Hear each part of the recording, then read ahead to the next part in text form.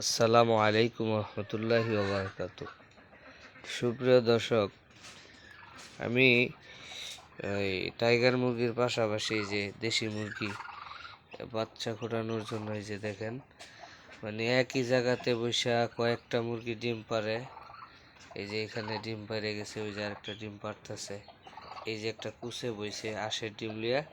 এই যে এটা এখন বাইর করে ফেলাবো আর কি। এটা বাচ্চা ফুটাইছে আলহামদুলিল্লাহ, 17-18 দিনে বাচ্চা ফুটাই লেছে। এই যে দেখেন আরেকজন আইছে ডিমের তা দিবার লিগে। এই দেখেন একসাথে যায় দুইটা বসতে চায়, মানে কেউ আর সিট কেউ ছাড়বে না। এই হলো আমার মুরগির হালত। এই দেখেন দুইজন একসাথে, বুঝতে পারছেন। আর এই যে একটার উপরে জায়গা হয় না দিকে উপরে দিছি। মাশাল্লাহ 11টা ডিম দিয়ে বসাইছিলাম আমার। মাশাল্লাহ 11টা বাচ্চাই ফুটছে, একটা ডিমও নষ্ট হয় নাই। 3টা সাদা বাচ্চা। এই যে বাচ্চাগুলো মাশাল্লাহ অনেক কিউট কিউট কিউট বাচ্চা হয়েছে মাশাল্লাহ। আর একটা বাইরে হবে বিকালে।